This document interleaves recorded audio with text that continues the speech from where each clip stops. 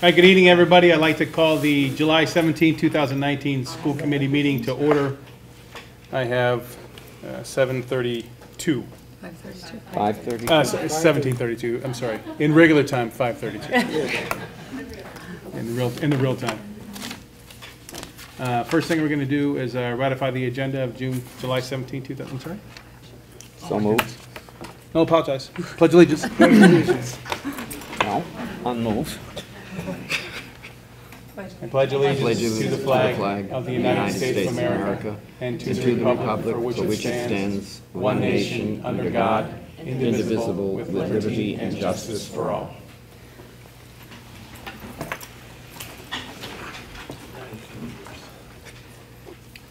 So next item is to ratify the agenda of July 17, 2009. Can I get a motion and a So second? moved. Second. Any discussion? How do you vote, George? Yes. Yes. Yes. Yes? All right, motion ratified, agenda ratified unanimously.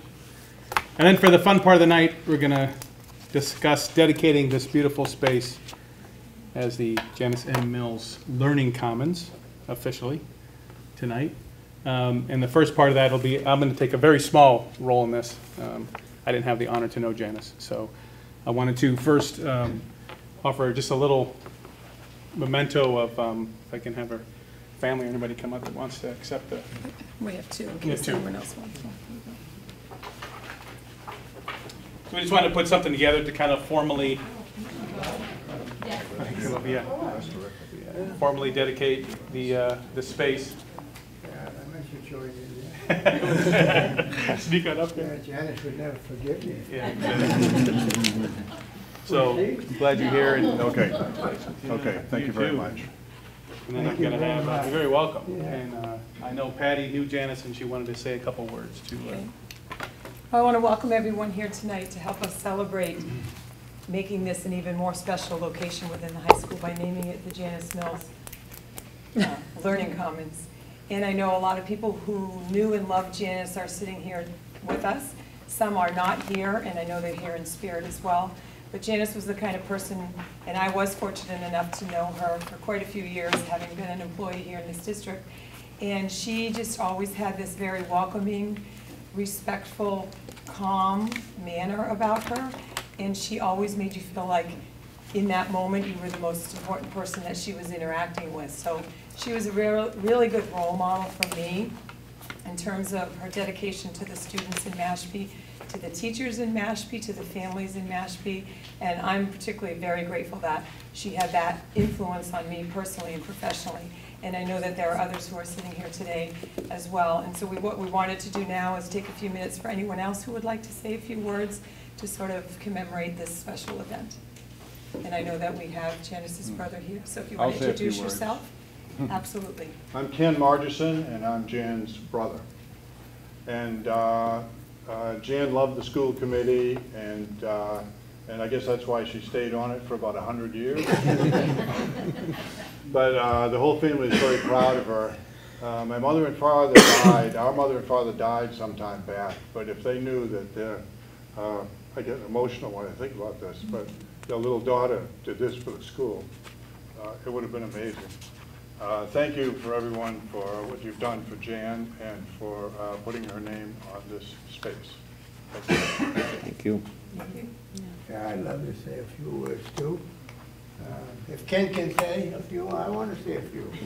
Because Ken and I used to play golf once in a while, you know. And he used to let me win once in a while. He's a good brother-in-law. Yeah, yeah. And Janice was a special person. Very bright. Very, very bright. We met at a school association where we went to, they had a program where they were looking at the background of the school to see if they had the right subjects, and they were being evaluated is the word I want. And so she was on a committee with me. I think she was on the health committee or something, and I was on the health committee, and that's where we met. And then she took me back to where she was living at the time, which was, can't think of the name of the place, but up toward Plymouth. But anyway, and I met her mom and Ken and Trish, his wife Trish, and we were married in his mother's home. And my dad and mom were there, and I look back at that. My dad never went to anything like that.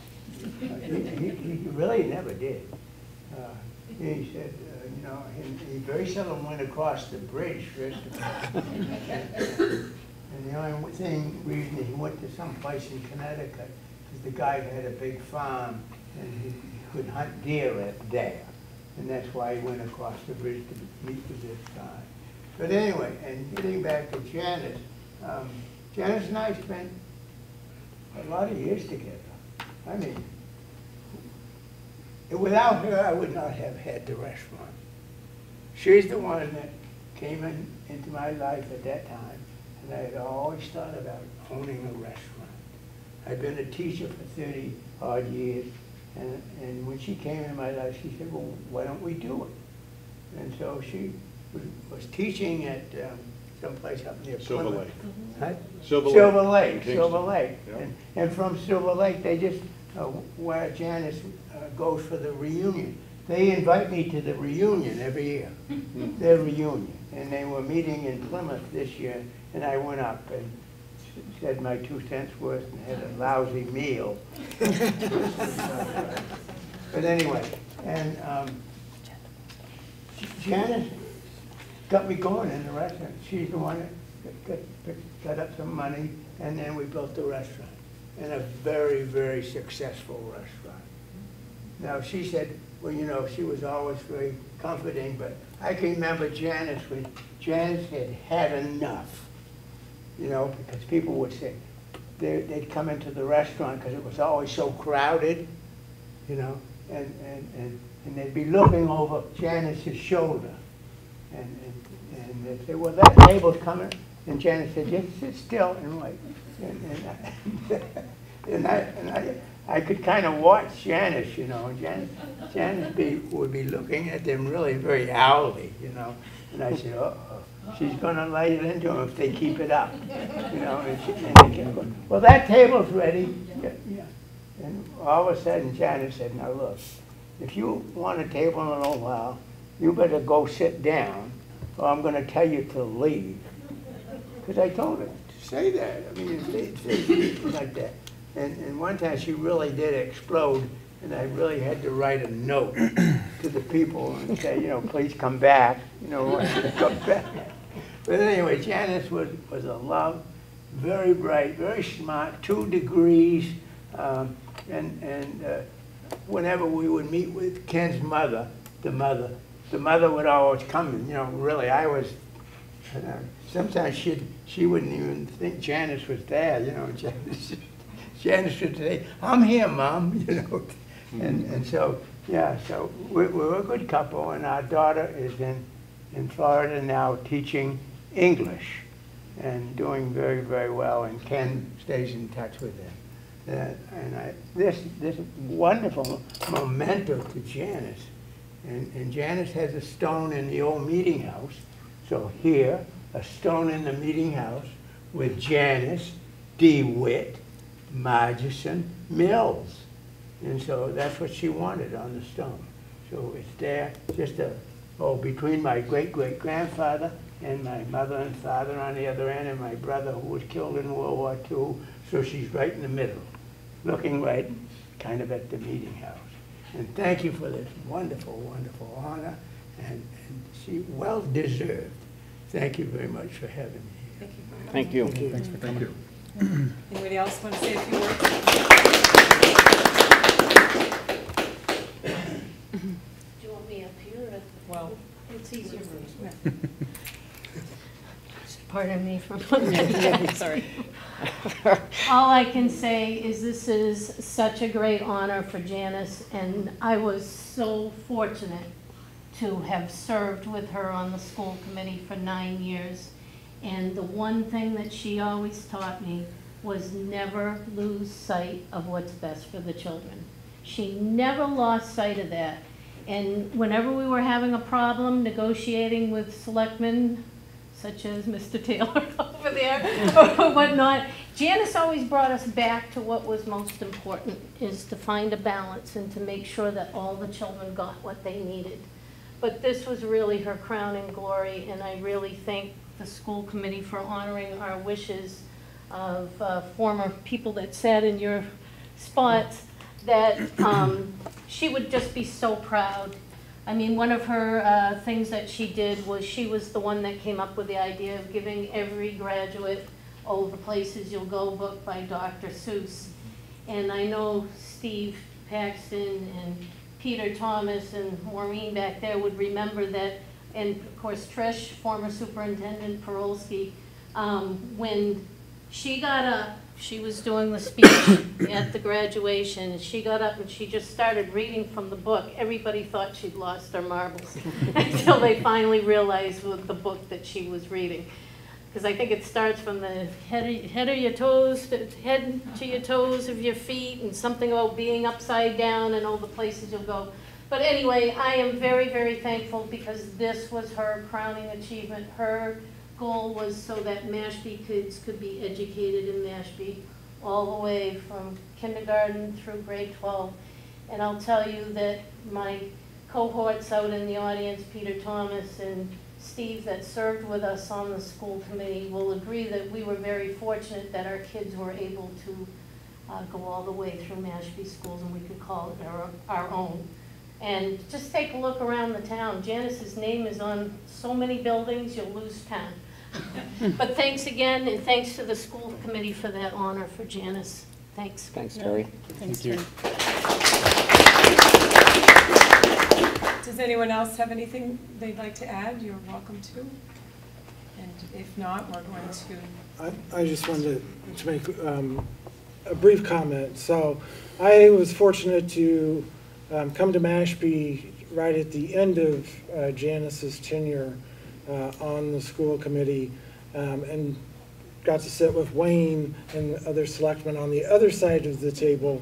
And you know, I appreciated working with Janice and others, but I always knew she was going to be consistent. We may not agree on everything, but at the end of the day, we will work through it. And you know, I think that's a quality that every committee person needs to be able to represent. We're not always going to agree, but she was an exemplary person, and Mashpee Public Schools would not be what it is today if she was not dedicated to this task. And this is, in my opinion, a small token representing the effort that she put in. So we're all blessed by her, and I thank her immensely. So thank you. Thanks, Don. So I think the plan is to... So I'm going to say thanks real quick. So I appreciate the friends and family of Janice coming tonight. I know we can only put a small amount of time here to let everybody get together and have some fun, and I appreciate the town manager, assistant town manager for showing up. I'm going to take the chair privilege and give us a 15-minute recess so we can all have some fun and say hi to everyone and exchange some stories and have some cake, so graciously provided by the Mashpee schools. So 15-minute recess. So we'll call the meeting back to order. The time is 6 p.m. or 1800 if you're into that type of thing. And there was no public comment, so we can move past public comment. Okay. And Dr. Curley, it's all you for her 10-year review special education report.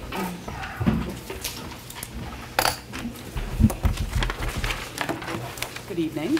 Good evening. So in the packet is a copy of the report that I provided, and I'm just going to kind of go through it and explain it to you, and then can answer some questions afterwards if you have any. So first of all, the first graph is yellow, and it talks about the total population of student enrollment. That number included there, so for example, if we just look at 2018-2019, the 1616 is the total student population, but that does not include out-of-district students. So it would be total number of students enrolled in Mashpee Public Schools.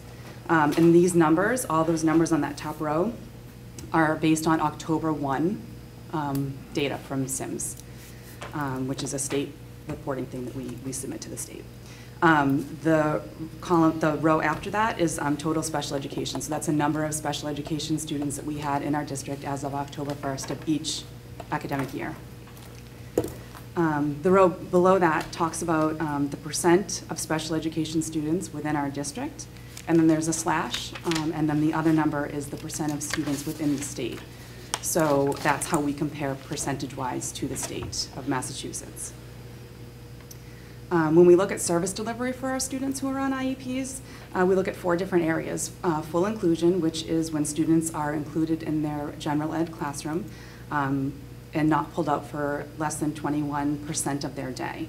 So spending about 80% of their day in the general ed classroom. And just to note here, for 2018, 2019, and 2017-18, the state data is not yet available on the DESE website, so what we did was we pulled from our Power School data, and so those numbers are provided there. They have about a 2-year, so this year, 2017-18 will come out, so it's about 2 years behind. Partial inclusion is when a student is pulled out from 21% of their day to 60% of their day. Substantially separate is when they're pulled out for more than 60% of their day. And then out-of-district placements are for students who do not attend Mashpee Public Schools. They go to other schools outside of our district. So there I put on that as well. It's the first number is the percent in the district slashed by the percent of the state. And as you can see, most of our students are included for at least 80% of their day, which is great. So that's basically the yellow graph. If you look below that at the pink graph, that is state assessment data, and it's for students who take 10th grade MCAS. And these percentages are for students that received a rating of proficient or advanced on their MCAS score. You need a 220 to graduate, and that's actually in the needs improvement range. So that whole section was not included in this report. We looked at just proficient and advanced. So those are the numbers. Again, the first number is the district slashed by the state. But these are all students? Or? These are students on IEPs. Okay. But this is a subset so if I take 2017-18, the 254 total students in Mashpee, the percentages below do not represent 100% of those students. Right below the 254, like the 16.6? No, in the state assessment data, yeah. So the ELA, yeah. You said that there was a portion not included that did not meet, or that needs improvement? Needs improvement, right. Yes. So like, for example, 2017, 2018, 86% of our students passed MCAS. That's not, because I didn't include the needs improvement range on here. I just did proficient and advanced. So of those 86%, these are the... Where's the, I'm sorry, I missed, where's the 86? No, that's on my notes. That's not on your, that's not on your report. Okay. I just wrote that down on my. So in total, 86%. 86% of students passed MCAS 10th grade. So it's by cohort, so it's for 10th grade students who are taking the MCAS. So cohorts range anywhere between 8 to 26 students. So just depending on the year, over these 10 years, cohorts were as small as 8, they were as large as 26. And so it's that percentage of students. So I don't have specifically 2017, 2018, how many students took MCAS. I do have it, but not at the tip of my, it was 15 students. Okay. So 86% of those 15 students passed MCAS. So that's what, 14 roughly, okay. So that is the state data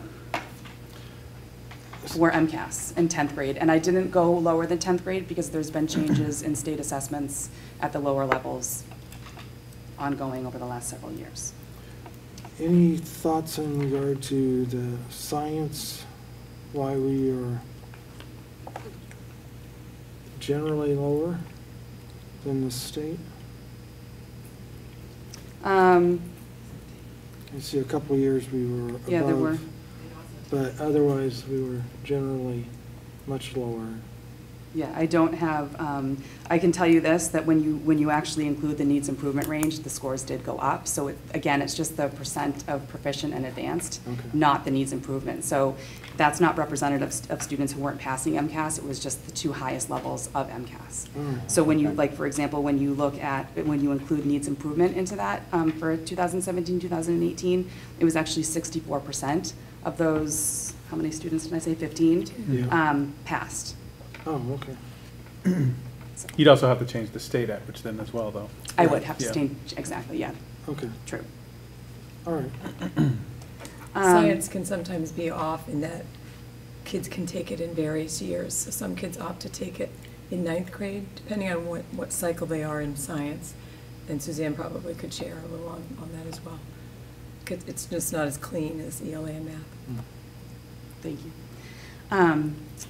The green table is graduation cohorts, and the way that the state figures this out is based on if a student, so they start a cohort in 9th grade, when a student enters 9th grade, that's when they start their cohort, and it's any student that's on an IEP in 9th grade is considered into this cohort.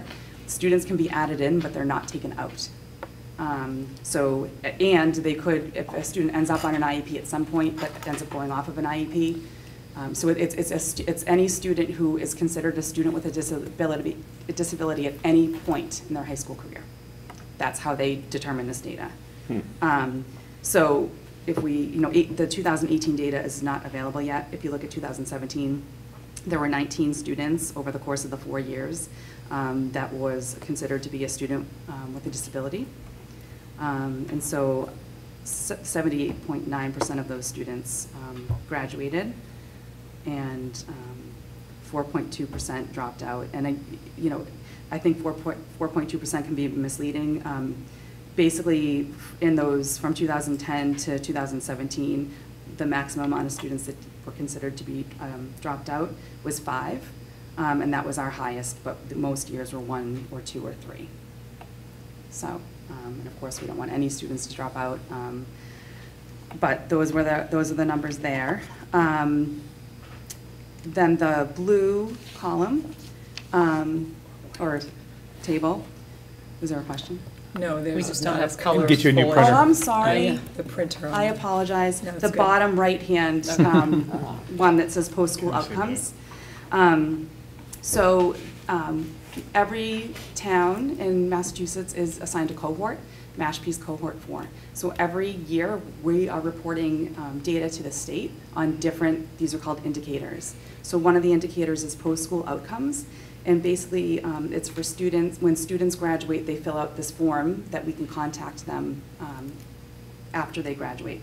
So if we look at the first 2016, 2017, that is students who graduated or exited high school in 2015, 2016, 1 year after they graduate, I call them and I find out what they're doing. So there's 9 questions that I ask, and they're all related to employment or higher education.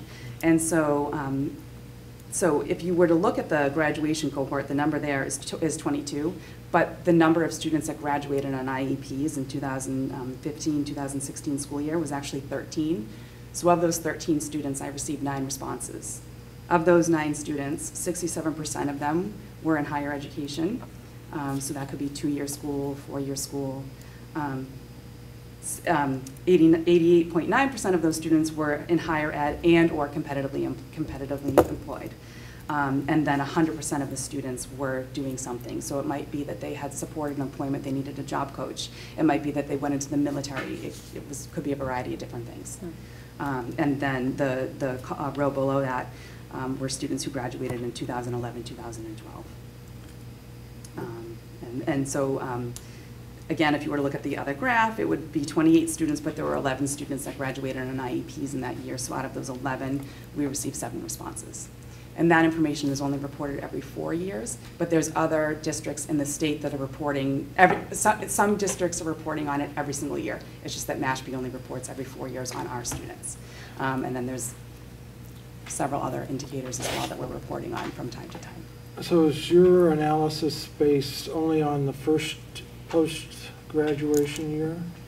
or do you follow them throughout for the next 4 years? The special ed just follows them for that 1 year. For 1 year? Yeah. So we don't know We don't know after that. what happened to them, if they actually did complete school or not? Correct. Okay.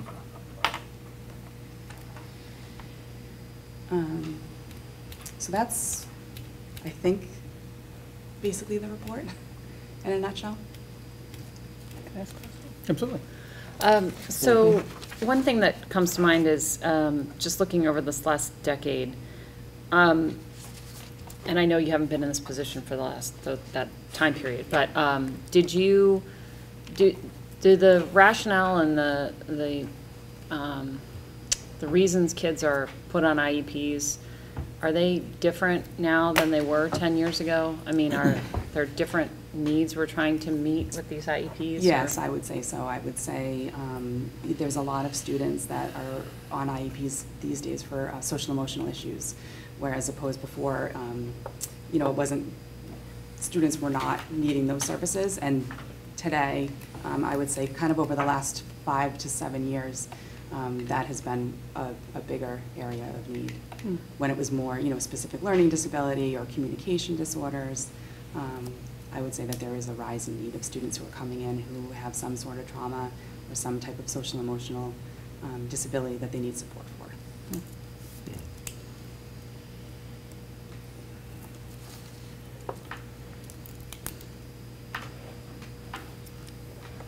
Anyone else? I guess a question relative to your past experience at other schools. I know we're looking here at this as a state as a comparison, but here on the Cape, since that's where you were working, how does this compare, if you remember, to that? All these numbers. Just generally speaking. Yeah, I mean, I would say that the district that I would say that, to answer Nicole's question, that there's a lot of students across Cape Cod who are experiencing a lot of trauma and a lot of social emotional disabilities that are acquiring assistance. I would say that schools are continuing to struggle with meeting the needs of all those students. And I think as educators, we're really good at, you know, educating students, but when the social emotional issues come into play, teachers are still learning how to respond to that and how to support those students. So I know that doesn't fully answer your question, but I'm just thinking generally when I meet with the special ed directors on Cape Cod, that's one of the biggest things that we talk about. And I don't know the other statistics for the other districts in terms of their numbers for special ed percentages. I know the district that I was in previously was right around the state average, if not slightly higher than the state average. And you know, and it's one of those things too. Students graduate every year. A cohort of students graduate every year, and every year there's a new cohort of students that are coming up, and so it just truly fluctuates on the needs of those students that are coming, you know, at the time. So every year it can look very different. And so one of the things that we need to do in schools is really look at the incoming needs of all the students, and then be able to figure out what we need to do to meet those needs. So when you look at these statistics, is there an area that you feel we need to put more focus on than what we're currently doing? Well, I think one of the things when I kind of looked at these numbers, I noticed that our out-of-district placements were slightly higher than the state average, and our sub-separate statistics were a little bit lower than the state average. So I think maybe kind of focusing on some of our in-district sub-separate programs to figure out how we can make those a little bit stronger and a little bit better so that we could keep our kids in district longer. Or forever, because I truly believe I would love to keep all of our students here. I think they belong here. I think this is, you know, where they should be. So, you know, and again, we're working on that. We've created some new programs over the last couple of years. You know, it's looking at teachers' strengths and weaknesses, figuring out how they work best with students, and really trying to focus on the strengths of teachers and putting them in the right places. Okay, thank you. Thanks. Thanks, Dr. Curley. So let's ask if you have any other questions to bring them through the superintendent to Dr. Curley. If we have to put this on the agenda again for more discussion, we will. Okay. Okay. Thank you. Thanks, Doctor. Thank you. right, so next item on the agenda is the report of the superintendent. So in your packet, you have 3 summary sheets, one from each principal, highlighting their changes to their parent-student handbook for the 1920 school year. I have last year's books if you had any question on. These are pretty much minimal changes. There wasn't anything major overhaul to any of these books. So if you have any questions for me, I can try to address it. We do have Assistant Principal Avches here to handle any questions for Quashnet, but I can as well. And just so that you know, all 3 principals are currently at the National Principals Conference in Boston. That is why they are not here tonight. That must be a big conference. It's a big conference. Yeah. I did have a question in regard to the new language that was added for attendance on page 22. No, No. is it? No. You're talking about the high school. High school. This is on the packet, page 5. Oh, packet page 5. Packet page 5, in the summary, it's showing attendance, page 22, I guess, of the handbook. Right. The new language that's added. So any student who's absent from school is not eligible to take part in any practice session or game or any really extracurricular Right, activity, correct? That's what I read in that. Right, and they're considered absent.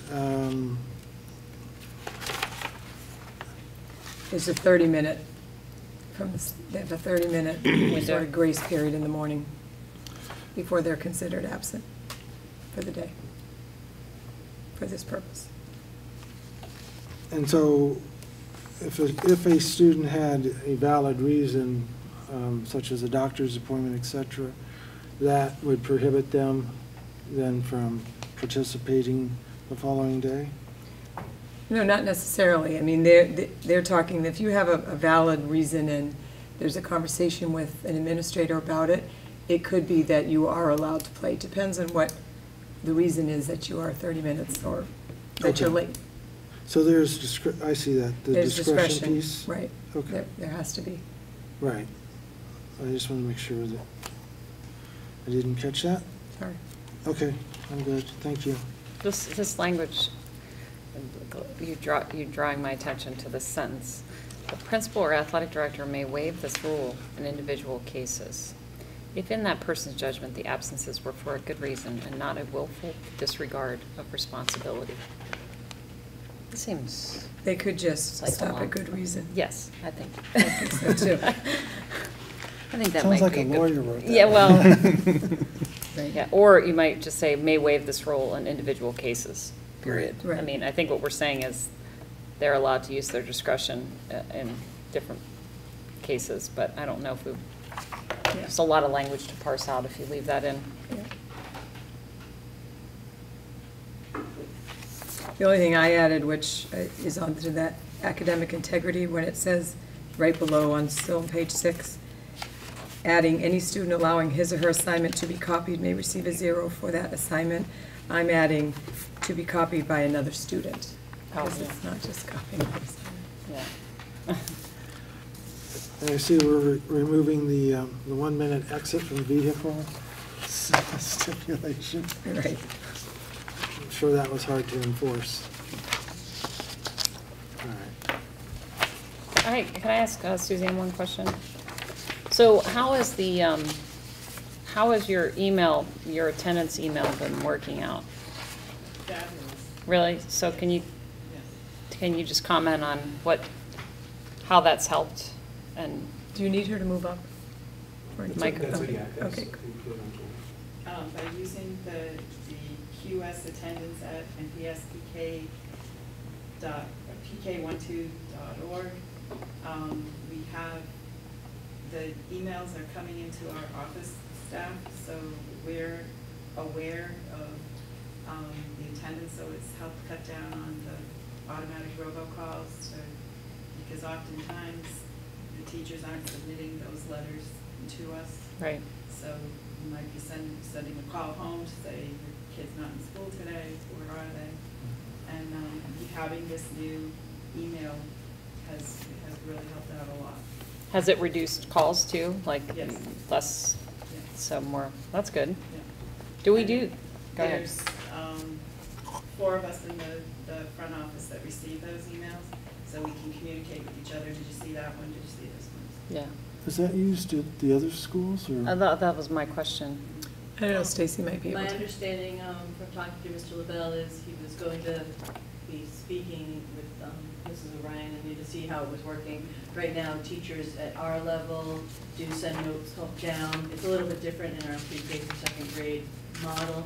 And then parents email me directly, and if I'm not in, that's where they get forwarded to somebody reported remote, or I record them remotely, so we're not sending out calls that we already would have known about. So it's a little different, but I'm hoping that we at least at some point will look at it again for next year.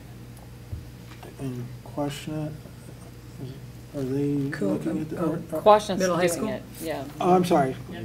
Yeah. Coombs. That's what So she was that talking about. Queens, we're not using it yet, We are. and the high school, I don't believe. I will follow up with both of the principals, though, to see if that's something that could be implemented. Seems like a Very good idea, efficient. Jen. Yeah, and I just think as a parent of school-age children, it's, you know, it's really hard to find a pen and a big piece of paper at 7 in the morning sometimes. It's a lot, now, since you guys implemented that, it's so much easier to just pick up my phone and shoot an email off. And then I can always copy the teacher, you know. So I think it's cool. I just, I wondered, was gonna ask what you asked, whether it was deemed successful, obviously, and. I think it's better than calling and leaving the message. Yes. So. All right, excellent. I do have one additional change that Okay. just make you all aware of. It's on page 28, the one-to-one technology program.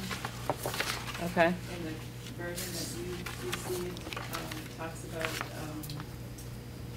paying the yearly maintenance fee for the Chromebook, and we've stopped doing that, so we're just going to be deleting that portion of that paragraph. Okay. I don't think we got copies of the full No, handbooks. they but- didn't get copies of It's in the old handbook. the old book. Okay. Okay. Yeah. So that covered some of the losses incurred, right? So we're just absorbing that? So we have a Chromebook user agreement that all our students sign. Yeah. And so we developed a process now if a Chromebook is damaged, that part of the agreement is that there is a financial responsibility for the family. Okay. To look at each case, Right. case by case. and Right. There could be a charge to replace the different components. Okay, but you have some discretion with that? Yes. Okay. You good with All that? right, so that's first read, so I just need a motion if possible to accept that as first read. So moved. Second? We got a motion by George and a second by Don. Any discussion? George, how do you vote? Yes. Yes. Yes. Yes. The next Okay, page got next the you have coaches a handbook. rather lengthy document, which is a revised coaches handbook. And at the August meeting, so you can sort of digest some of this, but at the August meeting, Athletic Director Treveri will be here to address any questions that you have. Okay. Okay. Can I ask, is this something that we revise annually? I don't remember seeing it last year. Well, it's been in place. This is more of a major revision, I've looked at some from other districts and liked them better. So they've worked on it for several months to merge good parts into our current book. So parts of it are newer and then other parts have been there. But I don't recall you looking at this book last year either, but you should. It's pretty big. So what, are the coaches responsible for reading, understand, you know, they have to, They are supposed to digest and then do and then they, use it as a reference if they need to. and then it's a tool for them throughout, and then do they sign something that says they're gonna adhere to all these? They do. He has coaches meetings at each season, and they go over the book, and there is a signature piece. Okay, great, thank you. Yeah. Now, we'll discuss this later on in the rules of, Robert Rules of Order class that we're gonna have. That's only 45 minutes Did tonight. I screw up something? No, Oh, no. okay. But in a situation like this, because we've never seen this handbook before, not since I've been on the board. I don't know about Don, if he's seen this handbook. But it's fairly lengthy, and it seems like a major change. This would be a perfectly acceptable situation where we would send this to the policy subcommittee, for example, where they would do an in-depth look at the manual, go through it, and then make recommendations or suggestions, pass it up to the committee, and, you know, save us from 45 minutes of discussion. Just We need a motion to refer to policy. No, I wasn't requesting for refer unless somebody wants to make that motion. I was going to request the motion for first read, and then we can, Okay. after talking to Coach Taveri, if we have like a lengthy amount of questions, and we'll move it to the committee. Okay, so moved. Second. I got a motion by Nicole and a second by George to accept this as first read. Any discussion? I guess I do wonder whether it would make more sense to go to policy first for a review, but I'm fine. We'll deal with it. Okay. Well, you can make that motion if you'd like, Don. Well, Who's on the policy committee? I'm on the policy committee. Yeah, but who's with you? Me? I think, yeah. Okay. I mean, That's it. Oh, wait, actually, that's it right there. Policy, oh, yeah, it's me and you. I mean, what do you think? Doesn't matter. We can do that. Is Matt, but Matt's already scheduled to come to talk to us about it. Well, we could do one before that. Yeah. Yeah. I think for the committee as a whole, it'd probably be more efficient if it went to the subcommittee. So I guess I would make a recommendation. Well, you have a motion. We have a motion on the floor that we need to vote on. So if you want to move to the motion to send this to policy subcommittee, you have to vote no to accept it as first read. Or we can still accept it as first read and then move to send it to policy. Yeah, I think that's. Either way is fine. Yeah, Yeah. okay. Yeah, that makes sense. Let's vote on that then. All right, any further discussion? George, how do you vote? Yes. Yes. Yes. Yes, unanimous? I'll make a motion that we refer this to the policy subcommittee for review and then bring it back to the committee for final review. Second. Can we please put a time frame on that, Don? By June. Well, right, for the next meeting. So By the next meeting? Yeah. By the August meeting? Because we want this to be effective before they start Yep. the sports. So we would need a report from the, There's no vote yet.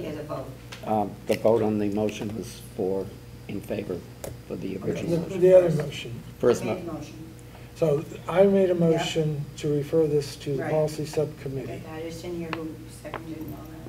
I don't think anyone we seconded. haven't seconded it. We're getting the motion down, Kathy, so we want to put a date on there. So we're going to say with the report due. Back to the school committee for the August meeting. Second. Second by George? Any- So, yes, discussion. So, there's nothing in here that tells me what changed. Can we get a red line version of this so we know what it used to look like? Yeah, I'll talk to him about that. It's pretty much, I didn't like the previous one, so I would almost want to say it's Basically the whole fresh. thing. Because it really was revamped, but he can give you the old one as well. Well, I guess I don't know what it's supposed to look like. I mean, is this what you think it's supposed to look like? Well, we want to make sure it has in it what we want a coach to pay attention to and to understand. And that's also something the subcommittee can discuss with the superintendent if they need more info. during Yeah, the but we meeting. don't have much time to review it if it's for the August meeting. That's why I'm asking now. Well, if it doesn't get approved, they'll operate under the current one, so, Okay. I mean, ideally it is, Yeah, but it let's doesn't have to try. be. Okay. Yeah, don't feel pressure. Any further discussion? George, how do you vote? Yes. Yes. Yes. Yes, unanimous? So the personnel report, do you want me to read the names? I don't think so. I mean, it's in the Okay. packet. Yeah. I'd love to hear about the outreach coordinator. So the outreach coordinator, which is Consuelo Carroll, She is coming on board full-time August 1st, and she is doing half-time in July. And she has great ideas, and she'll become a member of the outreach group, working group. Okay. And she's got great ideas and a great skill set and a great background experientially, so Okay. she's a perfect fit. The two people that you see listed under Kenneth Coombs, also today there was a para that was. Excuse me, what page are we on? We are on 55, Oh, okay. sorry. I think 55, right? Yes. Helen Rose was hired as a para at the Coombs School. She's not on this sheet, she'll probably be on the next one. Quashnet is after today because we welcomed Shannon Madden as the special education teacher. I believe Quashnet is done filling their positions. Just to highlight under the Mashpee Middle High School, Karen Assad is an English teacher. She was an MMHS paraprofessional. And also Ben Wamet, a math teacher. He formerly was an MMHS paraprofessional. Great. And we have an administrative assistant in SPED. And then you'll see the openings that we have down below, except the special ed teacher at Quashnet. We filled her today. So, Mhm. yeah. And no concerns in regard to ability to be able to fill those? We're close on the special education teacher at Coombs. The paraprofessionals, I know the high school already has their two people in mind, and Quashnet's done, and Casey Coombs, I think, is pretty close to being done. It will be a little challenging. The long-term substitute special education teacher is a challenge. That's a maternity leave till January. And then the long-term substitute at physical education teacher at MMHS shouldn't be too difficult. Okay. And the music position shouldn't be difficult. All right. Good. Are we planning to advertise the assistant principal position at Coombs during this school year, or how long is Deb? She's interim for this year, but based on performance, it may be permanent. Oh, okay. All right.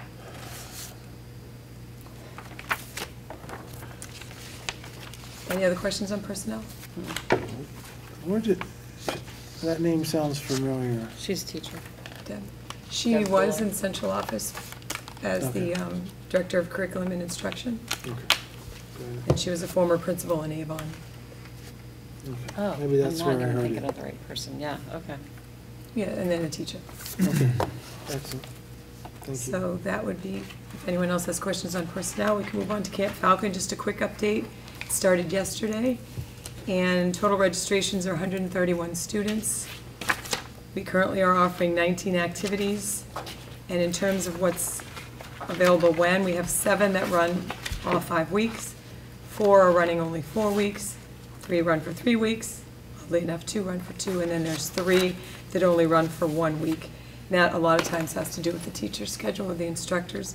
One thing I think that we're going to gear as we move forward to next year is have fewer offerings, because it doesn't tend to, some are very populated, but then others are not so populated, and so we really want to look at the ones that are most popular and either have an extra section of those, but that's something we'll monitor this year. But once you decide to run it, you run it regardless of how many people register? Well, no, at this point, some of them are running, but previous to it actually starting, we looked and made changes. We did away with 2. Okay.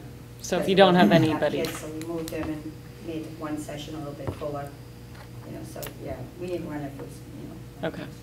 But, the commitment, people commit, but then they don't necessarily show. Right. Anyway. Okay. How many students do we have last year, Kathy? We had about 125, so we have a little bit more. Yeah, but, Yeah, okay. I want to say like almost 10 more, because I think it might have been even 121. Yeah. She Yeah, has a that. little bit more, and like Mrs. DeBoer said, some children might have not come, dropped out, but then yesterday and today, we've had new additions. And that number was from, the 131 was from, like Monday when we first started it. So there might be a little bit more too. Kids come and then they decide, oh, my brother wants to come and he can do it and all that, so. Right. Okay. Awesome. They seem to be Seems to be running well. Good. You good? Yep. All right, so the next item is the report of the business manager, which are you taking that, or? Yes, it's brief. Mr. Funk should be back with us shortly. The only piece I wanted to share out was in terms of the year-end FY19. My recommendation is that there will be a balance left in the personnel side of the budget. I would recommend that that be returned to the town. There will not be any excess on the expense side with our vendors. And so that would be my recommendation at this point, is to return the personnel side excess. So what does that leave us with on the school choice funds? Do we use everything that we allocated? So the or- way the vote was, which we looked it up the other day, we had a finance working group. For the FY19, it was authorizing up to Right. the 355. It is below that. We will not dip into it at that amount. Okay, so we can return a little to the town and stay under what we Yes. had initially budgeted? Yes. Okay. Sounds These are reasonable. two completely separate things. The salary line item and the school choice line item are two completely different pots of money, correct? Well, bottom line, they're one pot of money. Well, yeah, right. Traditionally, we have sort of kept personnel separate, and we'll keep a little bit cleaner and just return, that piece, and then if there's any piece on the My point is the expense side. 355 should not be offsetting salaries. No. No. So the salary side of the house is completely separate from the 355. Well, yes, but if there were some kind of glitch in a year, bottom line is you are Well, of going course, to. yeah, I understand that. Right, Yeah, right, right. I got you. Potential I'm not is trying to there split do. hairs, I'm just trying to say Yeah, that there really is the way we're set up, you can argue there's a thick line between the two, but I know at the end of the day, it's all from the same pot of money. I get it. Well, and that was part of the discussion at the finance working group was, what to return, if anything, given that, the school budget appropriation is a single total number. We arbitrarily, well, not arbitrarily, we assign pieces of that based upon the needs of the expected needs of the school. And, we've reached into school choice to be able to facilitate that. We're going to reach even farther into that this coming year. And so, from my perspective, it doesn't really make a whole lot of sense returning anything, because the school will need that subsequently. We will run out of school choice funds sooner, because we're bringing in roughly 500,000. We are going to expend, what, 650 something next year? So we're going to expend more than what we have. The following year, that number, by all estimations, is going to go up again. But we shouldn't be offsetting the FY20 budget by a penny more than the estimated amount that we're going to have in school choice minus the floor. So there should never be a chance to run out of money unless we have a budget cycle that's completely off base. The floor is an arbitrary item that the school committee has set. Yeah. It's not something that the town would recognize. So the town could ask for even more than that.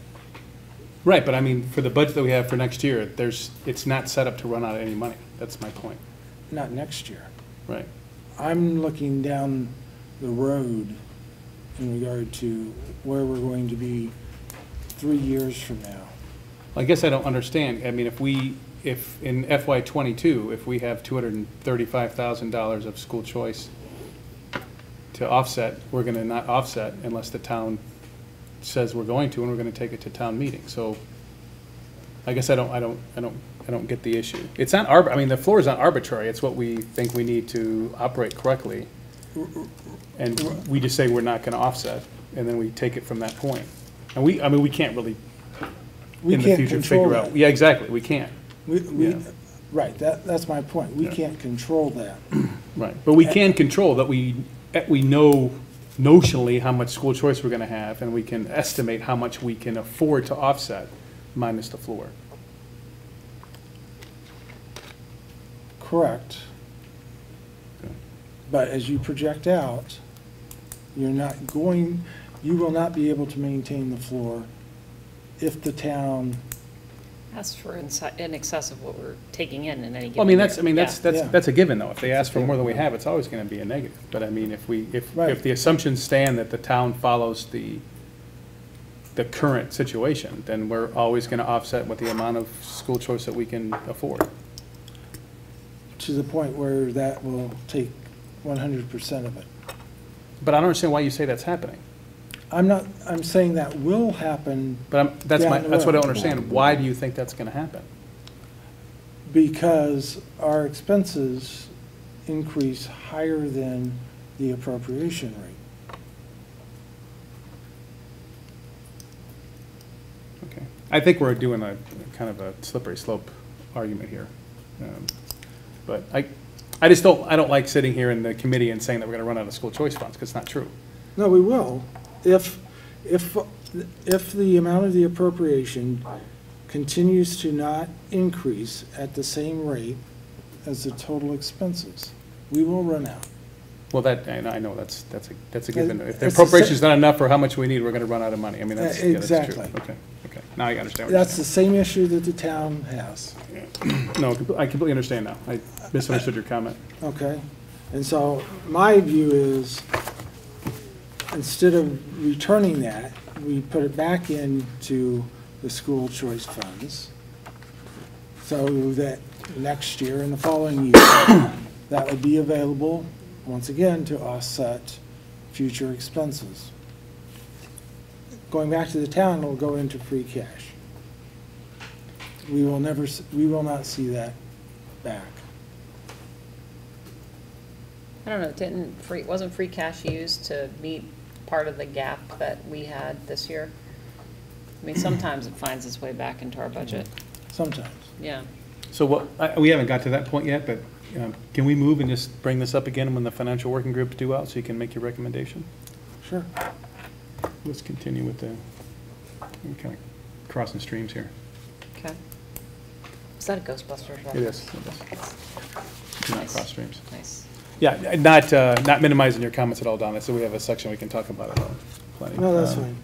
So I just wanted to, and I'll make this quick too, since this is our first time, so something I wanted to add to the agenda was Robert Rules of Orders due out. We're gonna have this every agenda item. We're just gonna briefly talk about something with Robert Rules of Orders, because believe it or not, we make a lot of mistakes. And we're gonna try to do a little bit better parliamentarily.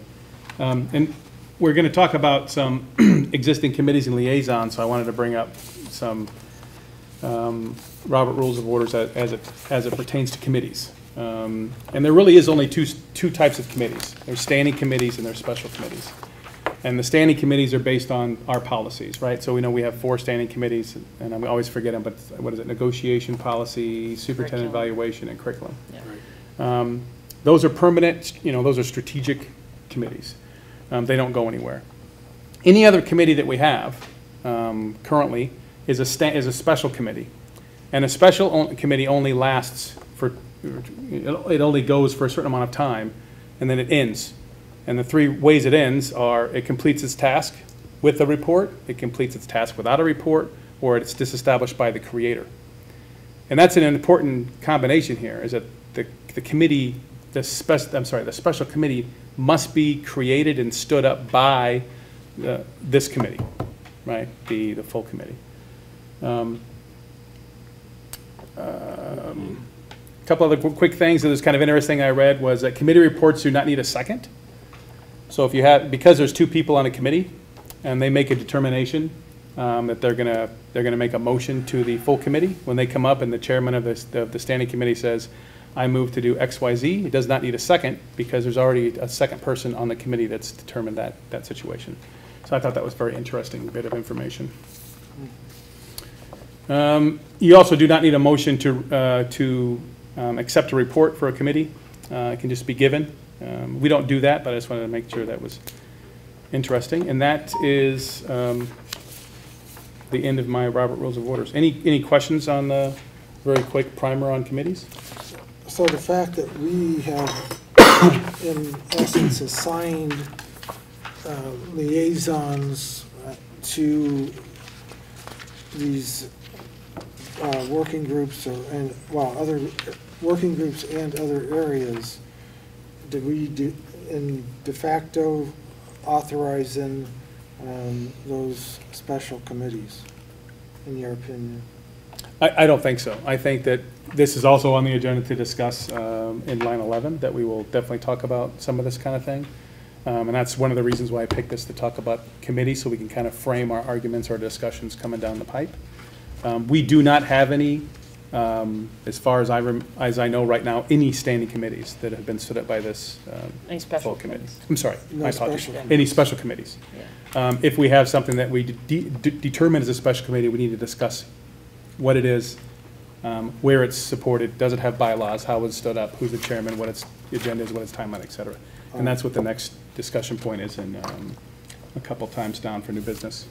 Okay, so none of the liaison assignments are fine. I think as long as they're covered in the policy manual, I don't think that's any particular problem, because we don't have any purview on them, I think, any of those actual physical committees. Okay. Very good. Thank you very much for that time, and I'm going to try to make that, and then, like, the couple minutes that we spent on that to be important, like, not important stuff, but stuff that's at least we can take and learn from. If I can't think of something, then we'll just skip it. Or if you have any ideas of something that you don't understand, you know. I would appreciate if you were able to provide those in writing, either as part of the packet or as a handout. Excuse me. Yeah, sure. Okay, Yeah, thank you. fair enough. To help my You short-term didn't, I was going to say, you didn't take notes quick enough? Or? You can have mine done. Exactly. All right, so I'm done, so I'm going to move on to report of the subcommittees. Any report of subcommittees? Go ahead. So we started. You already gave most of it anyway, so. Yeah, so the They're finance. not Wait, working group, subcommittees. Oh, subcommittee, yeah. So did policy meet for anything?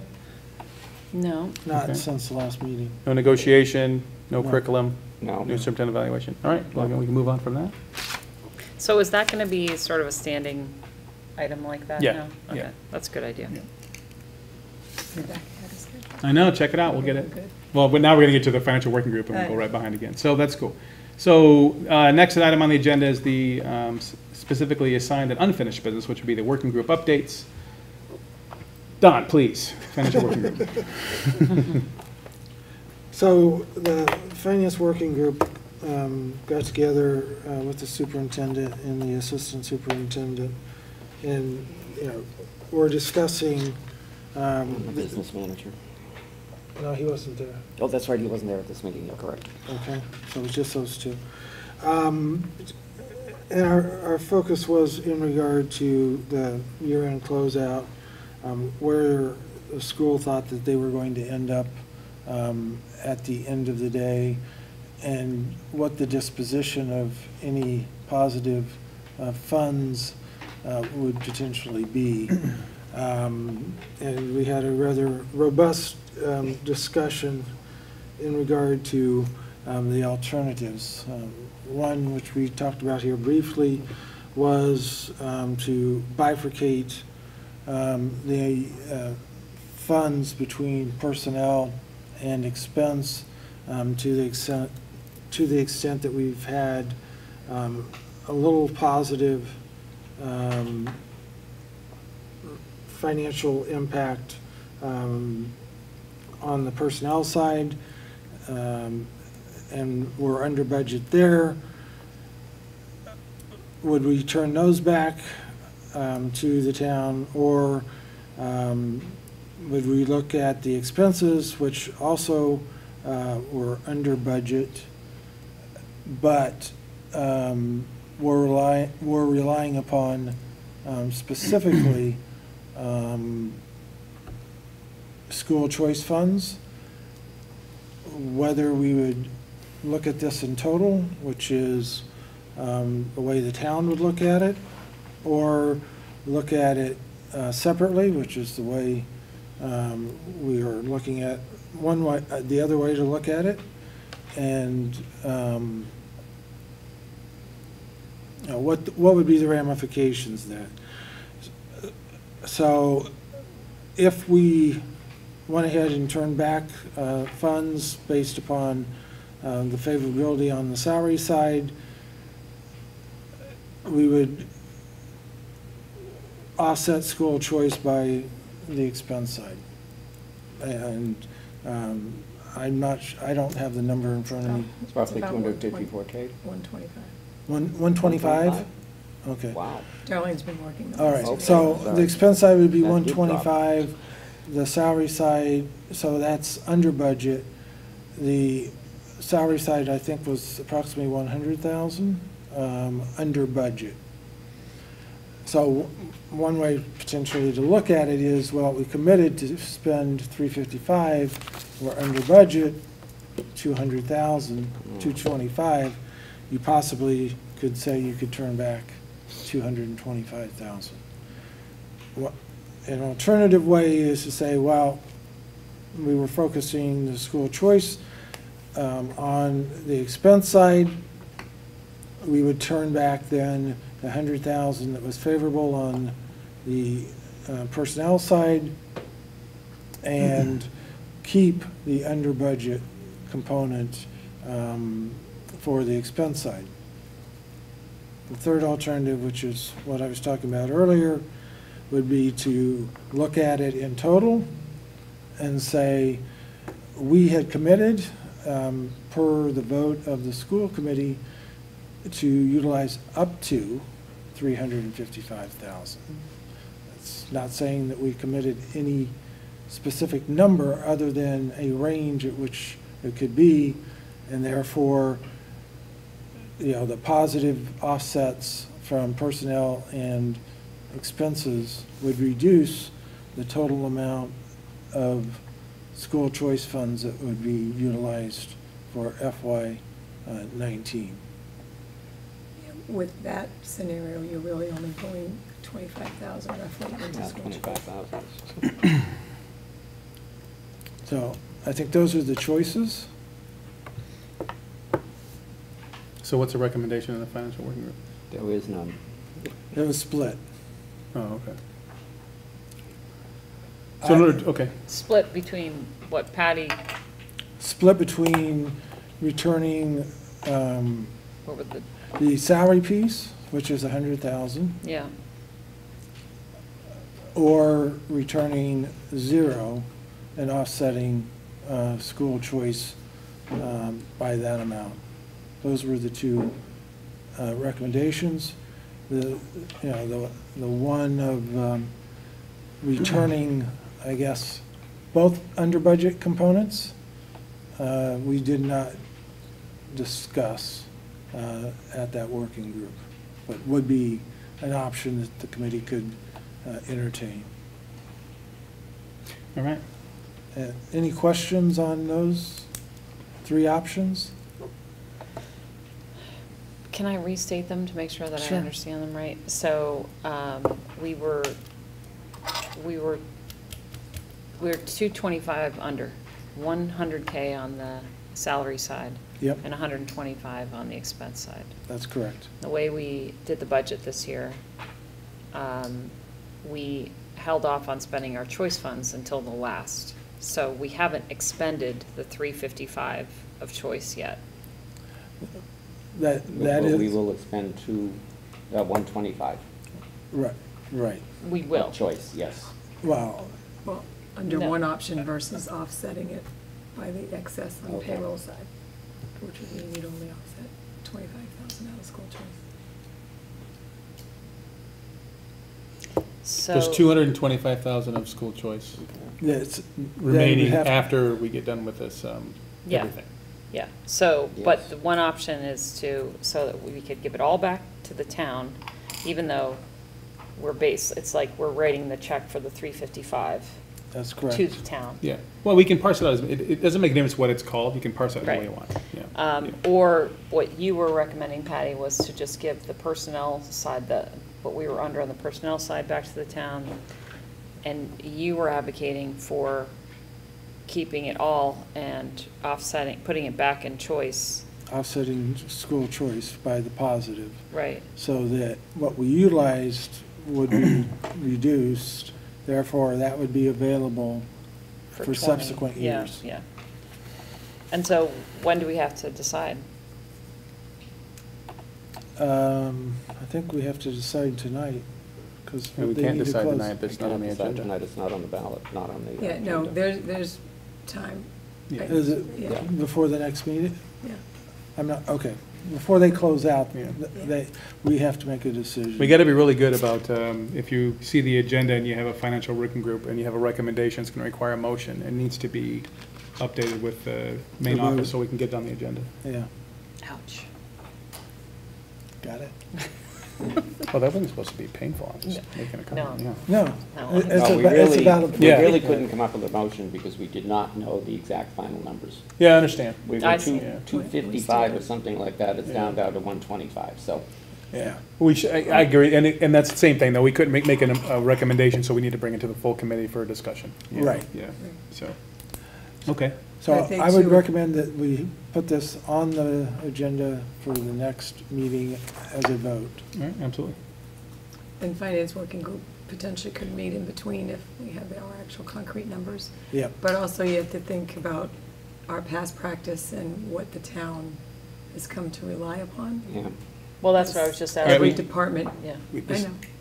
We're done with discussion about it, we'll bring it up to the meeting, next meeting, and have a nice, robust discussion, and if the working group wants to meet and have an actual recommendation, we'll do it. I'm in Cambodia. Just wanna- I'll be gone that meeting here. And that is the effectiveness and efficiency working group, and we haven't met, so we can pass that. And I don't believe outreach is met, is that correct? We do have a So, Stacy's been very concussion patient. So we're going to have the, next is the updated concussion policy, which have the second read in the vote. It's on page 56 of the packet.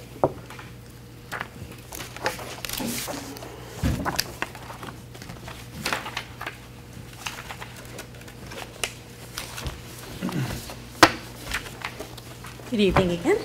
Yep. So I know we read first read at the last meeting. Mr. Gorman, I know you weren't here, but you were chatting with us. So if anybody else has any other questions or changes, but Dr. Parkinson and I did have a chance to look at it and chat further and review our concussion end of the year report. So right now he's also comfortable with what we're moving forward for this year, and then we'll continue to look, as I referenced at the last meeting. I believe DPH might be coming out with changes for next year. So we review it, even though it's every 2 years, we look at it all the time.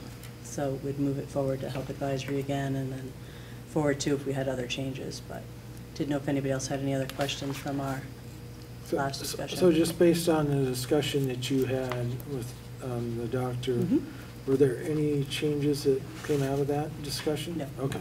Good. He's in agreement with it, he understands. There were a couple of things he alluded to, having seen it for the first time at the meeting. Right. I explained to him the history and where we got our data and what DPH regs. We follow those in school health and in athletics. So Matt Draveri and Joyce and Leslie work really very closely on it, as it's more middle high school level. And then we at KCC and Quashnet obviously address our kids individually and work with staff that we need to if they have concussions, but those aren't our sports teams' injuries. Those are the other numbers I gave you last meeting. I remember I was surprised there were non-sport Correct, concussions. correct. So who gets trained to deal with those? So all of our staff are trained at Quashnet and KCC in first aid, CPR, AED, and concussions are discussed in that training. Okay. And then in this school year, Quashnet's due for renewal, and we're doing that, I hope, still on March 20th. And the school, Mashpee Middle High School, all staff will be able to participate. So all of our staffs for first aid, CPR, AED, which concussions are covered in there. So, and all our gym teachers know that. And then with school nurses in each building, we all work with our staff You said that was going to happen in March? of this coming year. Renewal, and then the high school will all get trained. seems like we're doing it at the end of Yeah, the. but it's good for 2 years, so it's just, it has to do with our PD development when we could get it scheduled. It's a 4-hour training, so I'm very excited to, this has been a 10-year process for me, so the fact that I have 2 schools with staff trained, and our administrative team gets to hang out with me next week and do training. I'll invite, I don't know if I'm allowed to, but you guys are welcome to join us next Wednesday from 8 to 12. I know George has already participated in one class I've done, but we're moving forward, and it's really a great. Isn't ours Thursday? Did I say what I say? Wednesday. Wednesday, I'm sorry, Thursday. You're right, it's Thursday. Okay. I take that back. Right. I know I have The something else on 25th, sorry, yes. So. Sounds good. Make a motion that we accept the athletic concussion policy as presented. A second.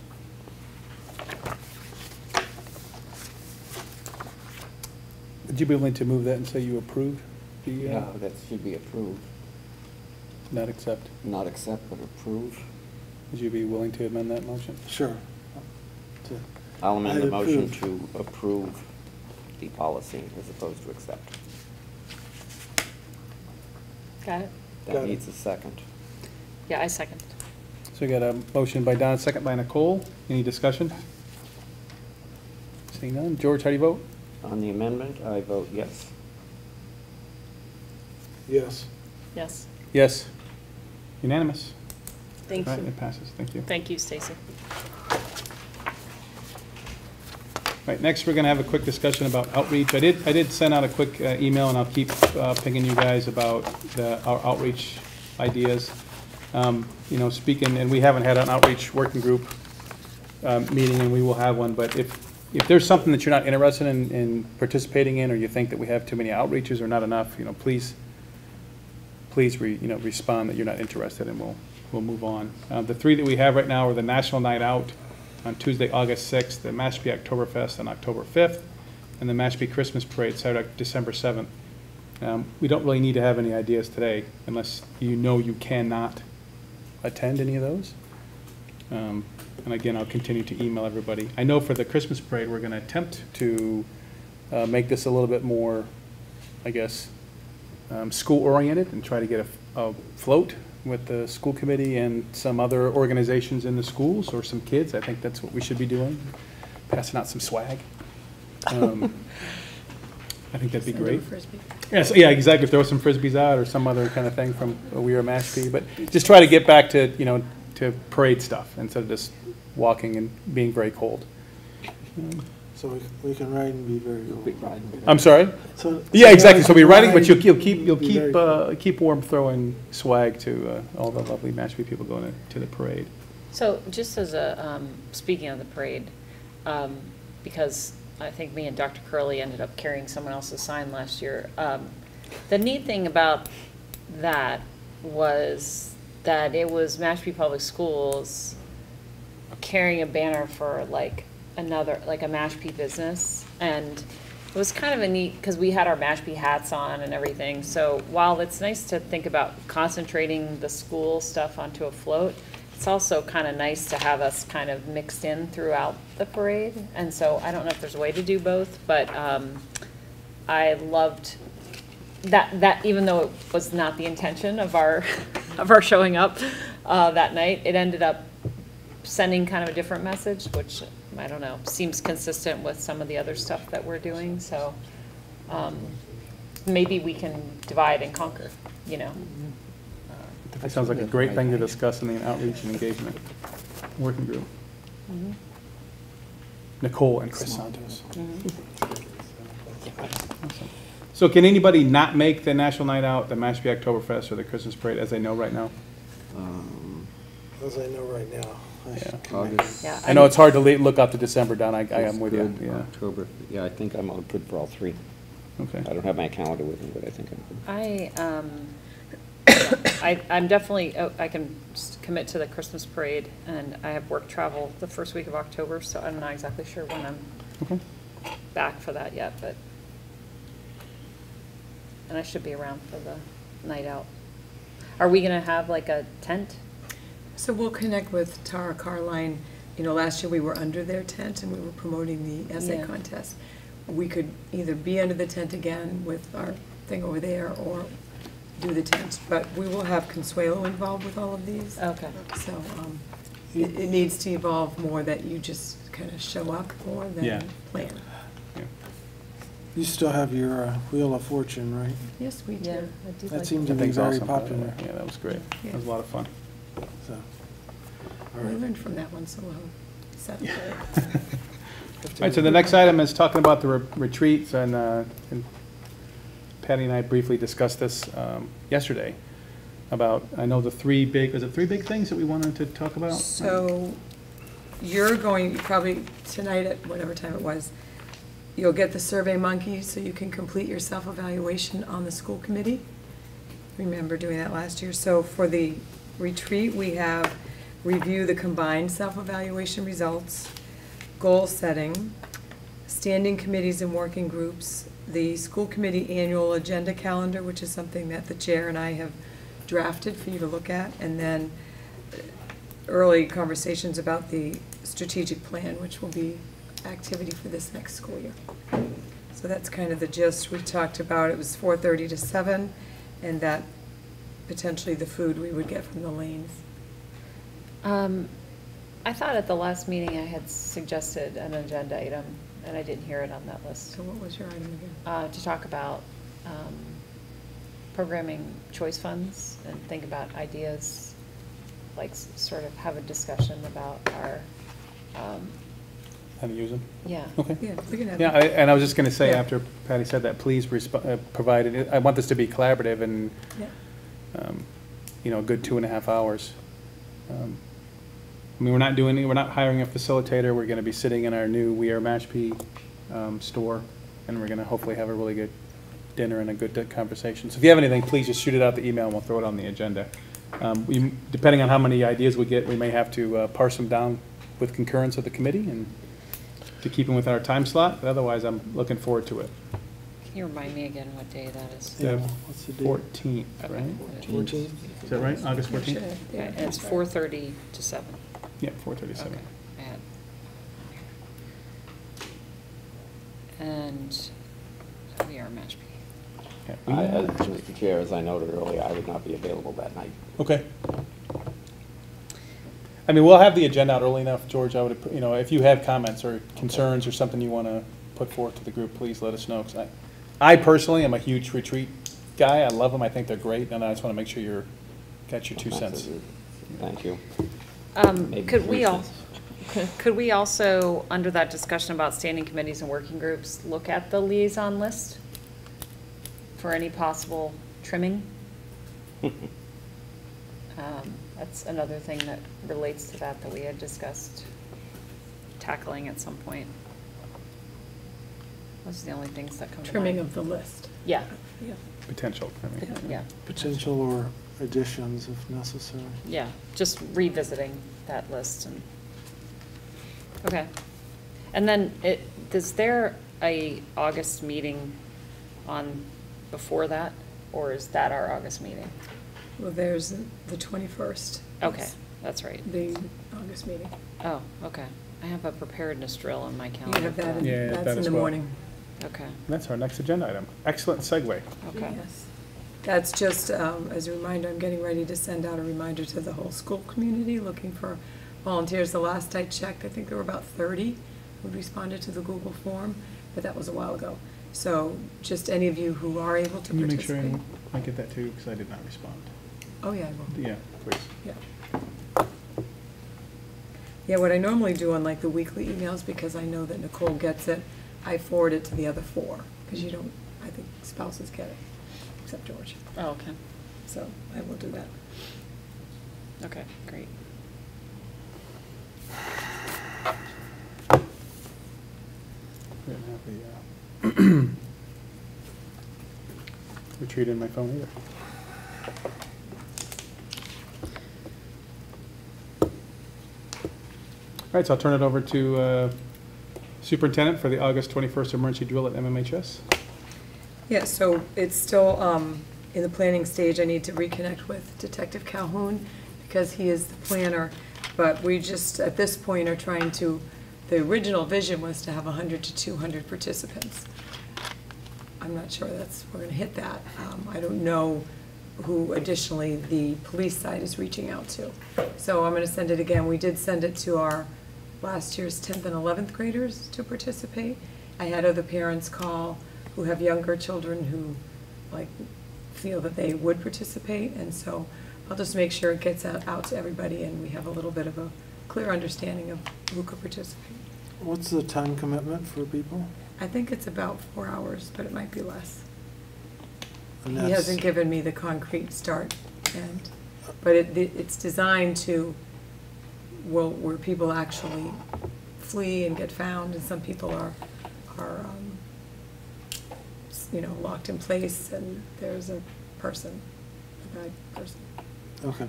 Have you pushed it out through social media, the request? I did, and it ended up on Mashpee Message, but it'll go Oh, okay. again. I didn't remember that, but.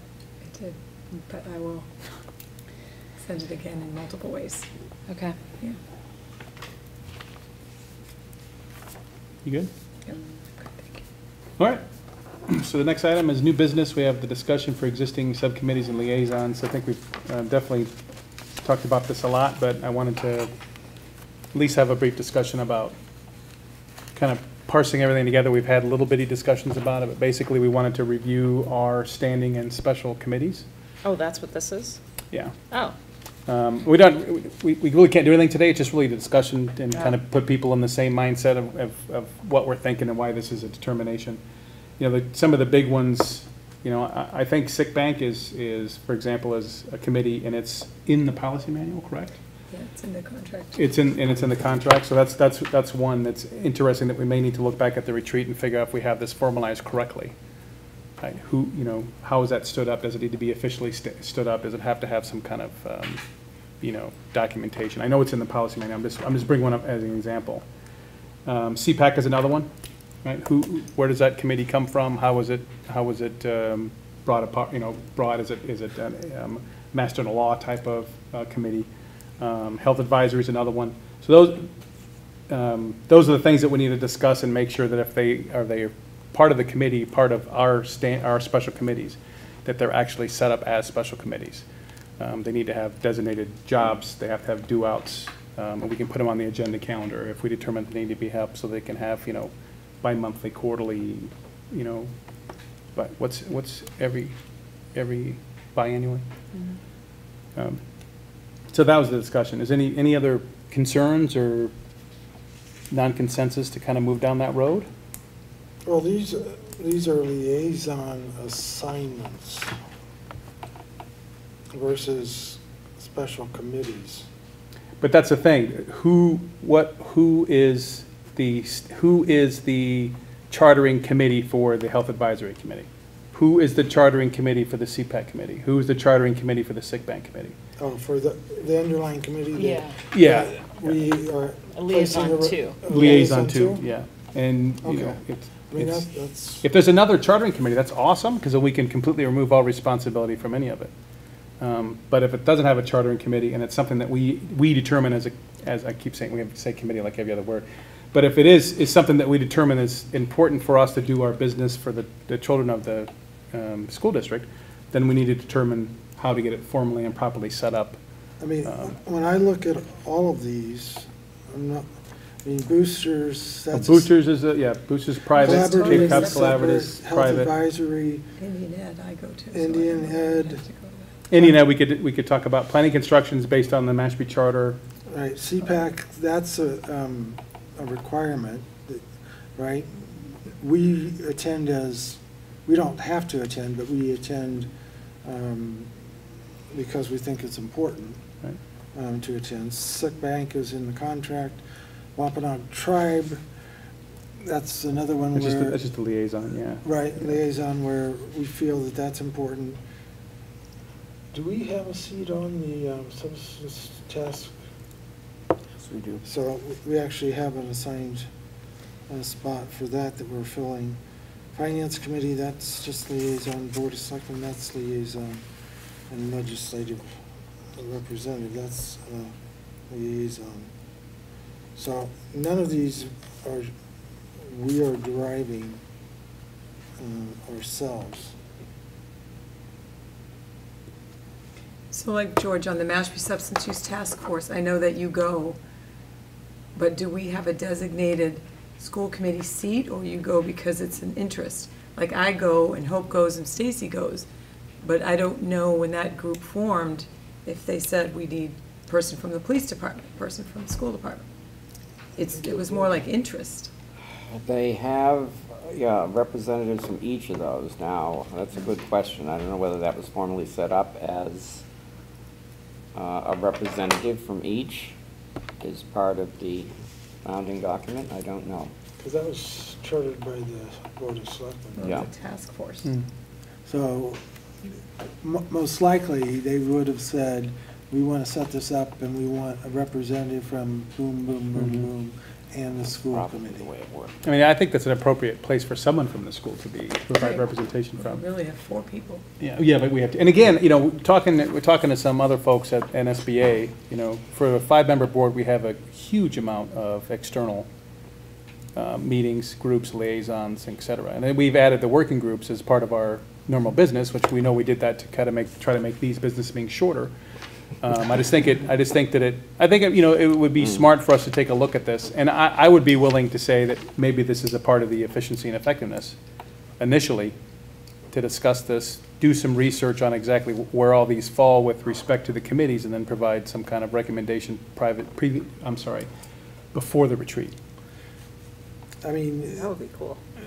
there's And one. I think I'm on that committee, so I had to set myself up for, I mean, there is a charter review committee that meets, For the town, you mean? yeah, Well, that's every probably, 10 years, yeah, right? 10 years, and this was maybe 3 years ago they did, so Right, we got so- 6, 7 years anyway. right, that will come up again. That will come up again. So there are other committees that are out there that will require school committee representation. oh, absolutely. And I'm really only concerned, I think, and again, this is just in my opinion, I'm only concerned with ones that Or current. do not have like a oversight, and who should be providing that oversight, Okay. yeah, and how are they stood up, et cetera. All right. And do we really need to be liaison to them, or do we have to have 5 members at that committee, kind of thing? So that was just a discussion, nothing necessary, just some exchanging of ideas. Okay. Any further info on that or discussions? Again, we're going to bring that up at the retreat, and the working group can talk about it. Do we have to officially ask the efficiency and effectiveness group to It's a do working that? group. I mean, working group? No, it's a working group, we don't do it, I don't think. Oh, yeah, that's right. It's not We don't want policy. to Yeah, yeah. formalize it yet. Okay. And then the next thing on new business is a discussion again for the town of Mashpee polling place. There's no, you know, motion on the table, there's no voting going on, we're just having the discussion because it was brought up by several members that they wanted to have some time to talk about it. And the way I kind of I had reservations putting it on here because, again, because we don't have a motion on the table, we're not really supposed to be doing discussions about a particular thing. But I would be willing just to have each member kind of voice their opinion if they're so inclined. And then we can see if we need to move forward with any kind of official action with the board at a later date. The town wants to change the polling place from the church to some other facility within the town. If you look at the buildings that the town has, my opinion, the library, the senior center, they're fine, there's room in there, but the big issue is parking. It could handle a small town election, but it certainly can't handle a statewide or a federal election. You can just witness the traffic that you get on Barnstable Road at the Quashnet when we had the last presidential election. I mean, it's packed all day long, so there's no, the only available alternative is the Quashnet School. So that being the case, I think we should, we're not going to really have a choice because we don't own the building. The building is owned by the town. So if the town says it's going to go to the Quashnet School, then we are going to have it at the Quashnet School. The question is ahead of time, what type of things do we want as a committee to have in place when the polling comes to the Quashnet School? extra security, what have you. But I think those are the items we should be discussing. I think it's probably going to be a given that it's going to move. There was one thread I saw that said something about changing the polling date for the town elections to a Saturday. I don't see that happening because of the extra cost that's going to involve. Because during the week, the people are being paid, but on the weekend, there's overtime and all the rest of that involved. So I don't see that happening. It's a possibility, but I think that's somewhat remote. We definitely are going to talk, I think, need extra security at the location, at the Quashnet School. At least one police officer present at all times, preferably 2 or 3. Well, And whatever else. There's typically one inside the polling place. Yeah, but we want one outside the polling place to make sure that nobody's entering anything other than the polling place. And someone there, in my opinion, we need somebody there start to finish of school day. And We should think about, and I don't know whether we can do this with the contract, can we change what do they call them, in-service days, so that one of them falls on election day? Is that stated in the contract, or does the school department have the ability to do that? You talking about a PD day? Yeah. Without violating a union contract, we just change whatever day we want to. Can I just? Sure, please do. So they have 4, Unit A, 4 PD days in a year. 2 of them will be in August. So we have 2 others to place. The reason we do October, early October, is because that's when we can analyze the MCAS data, and it's also usually the all-Cape day that allows our outlier teachers, our PE or our counselors, to get PD that they wouldn't get normally. And then we have our March date. So if it's a presidential election in November, what that will be is a non-school day, and we will add a day at the end. So it will be a non-work day. It will not be we're not going to move PD days around, but it would be a closed day, and the day gets added in June. So would that hold true for all elections then? No, I would only close for the presidential election every 4 years. Because it does disrupt families, workers. So that would be the only one I would recommend we close for.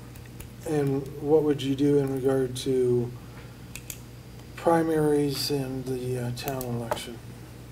Well, based on, the conversation that we have had with the town manager is the idea of the vestibule that's put onto the front of the gymnasium so that all voters can exit and enter through that set of doors, not through the main doors at Quashnet. And the town manager seems supportive of that. I doubt that's going to be something that happens before October. I don't know why they can't vote where they are until it is ready for springtime. And so that they'll have to go in and out of there. We asked for extra police to navigate the parking area with the movement of drop-offs and pickups and just all the extra drivers. I don't know why Mashpee expense-wise doesn't explore breaking it into precincts every other town on the Cape. And then you are more easily able to find locations for voting because it's not all in one place.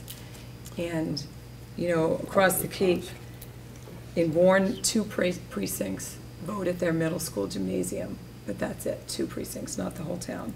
Sandwich does use Oak Ridge and Forestdale as well as the Wing School, but that's not a school anymore. And then Falmouth has 2 precincts that vote in their extra gym at Falmouth High School. But every other town just has no voting in their schools. Well, I think Barnstable has none.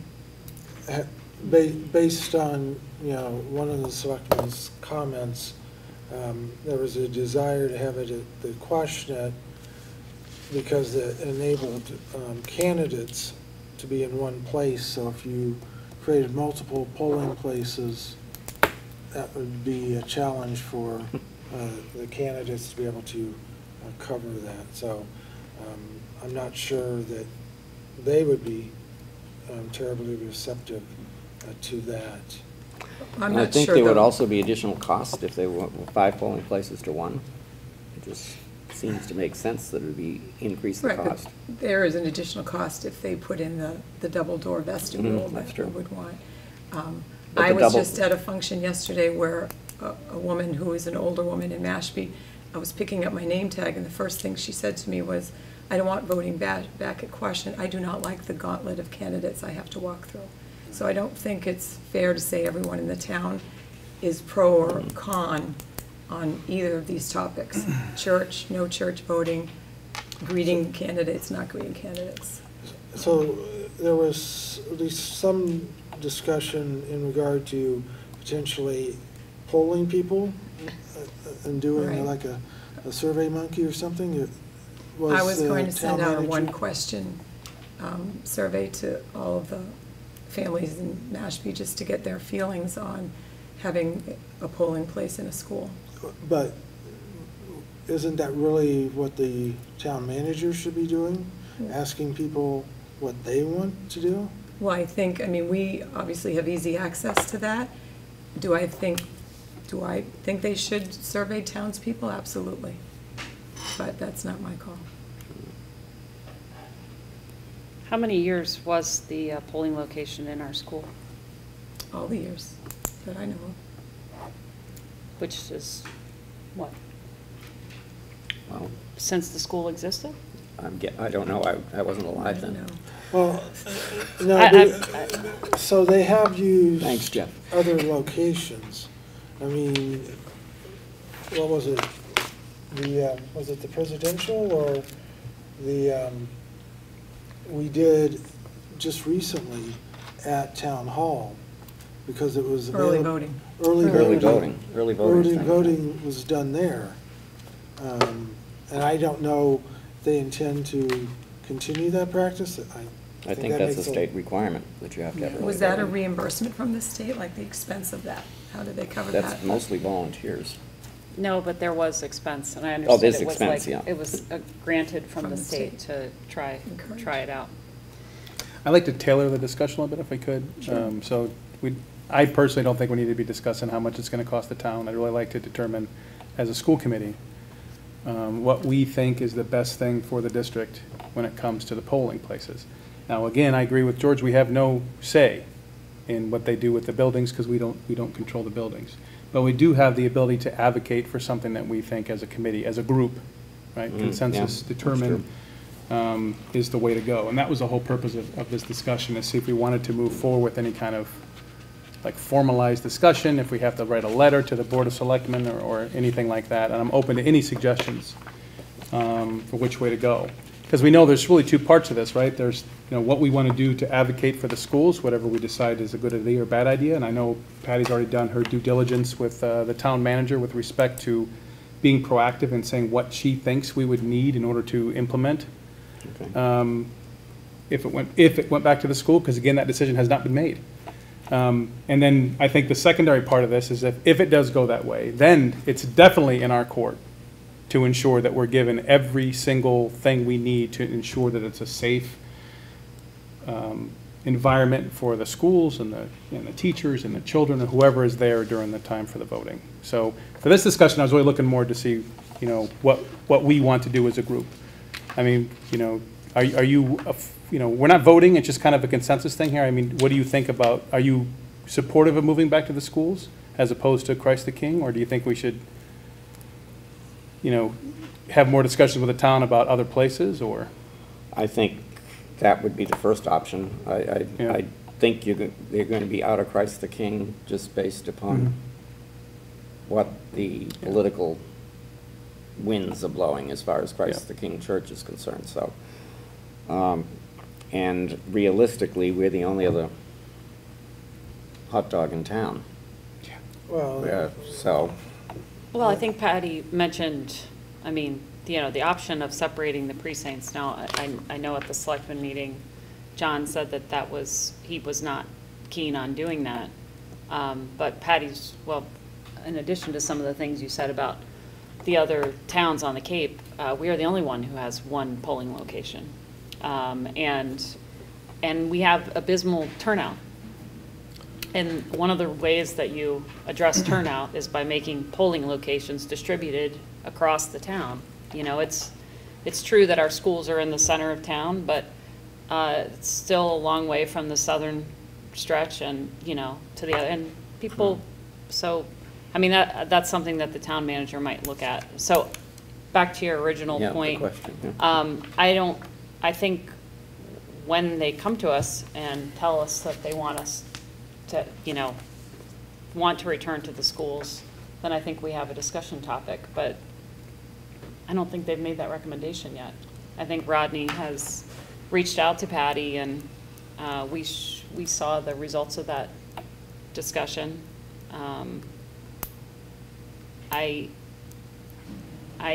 The argument for safety of our employees and our children is obviously one that's going to resonate with everybody. I'm not aware of, in the long stretch of history of having our elections at our schools, that we have had any incidents or incursions on child or anyone's safety. So I think the reason it was moved, as I understood, was because of the construction project at the Quashnet. We were not able to hold an election with all the construction going on, roof work being done. And so, if there's an opportunity for us to fix some long-held issues that we've had with having the school as the polling location, then I think this could present an opportunity to do that. But as everyone said, the town gets to decide what to do with those buildings, and I think that's also something we need to keep in mind when they come to us and tell us they want us to cost share on different items that regard the upkeep of those buildings. So if they become polling locations again, maybe that's leverage that we have moving forward. Can I just add anything? Just from my time as principal, I will say that for years I advocated for a change in polling location with superintendents, and it never did go anywhere. And the thing about, it's been there and fine and safe. You can't really go by the history, because then why are we adding all the security to our buildings? Because we've never had a problem there either. But times have changed, and people are more on edge when they are crowds or strangers and all of that. So I don't think you can just look at a historical perspective of success at polling places or not. I mean, I would agree with that assessment. You can't, unfortunately, the world has changed, and, it's easy to look at incidences that have occurred at schools that never had any issues in the past, and I don't want Mashpee to put itself in a position where that's even a possibility, a higher possibility of happening. I know the town clerk was really advocating to utilize Christ the King Church as a location. It addressed, particularly for senior citizens, a number of issues that present themselves with access as far as at the Quashnet, along with then issues obviously that the school has had with safety of students, personnel, traffic patterns.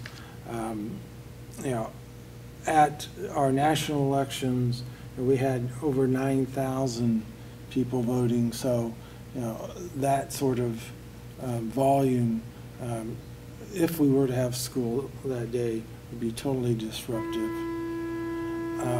9,000 voters in Mashpee? We have 95. We only have 7,000 or 6,500. It sounds alarm-like. It's the air raid alarm. We need to evacuate the building. Oh, you know what? It's probably weather bug. Oh, there's a the weather storm. alert. Yeah, I bet it Yeah. is. Weather bug. Get off the field, it's lightning. Got it. We had a very high percentage, and maybe I'm thinking the 9,500 is the total eligible voters that we have, but we had in the national election a significant number of people who have come and voted, clearly much higher than ever happens at our local election. I mean, part of the problem is, as Patty points out, they have designated October 1st for the special election for the Board of Selectmen seat that was open now as a result of John Cahalan's untimely death. So there's not much time. And I personally would like to see the changes that would be necessary to be able to secure the facility in place before we move it back, if that's the ultimate decision that the town moves forward with. And it sounds like the town manager is receptive to considering funding those. Too bad we didn't do it when we were doing all of the renovations, but. Well, we tried. It was disapproved during It was, renovations. Yeah. We tried to, as a Yeah. change request. But foresight, obviously. Yeah. Because we had money available in that bond issue to easily be able to cover that. But once again, it's going to be the town manager's recommendation to the Board of Selectmen at the meeting, I think, next Monday, right? So it'll be his choice, or the Selectmen's choice as far as how to proceed. But if it does come back, I think clearly we have to make sure that all of the safety components as best we can are in place for this, and that the town will have to recognize that additional cost in order to do it. That's just my opinion.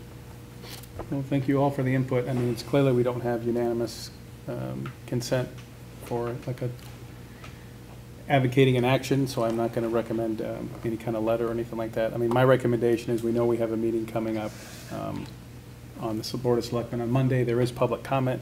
Go as a citizen of Mashpee and voice your opinion.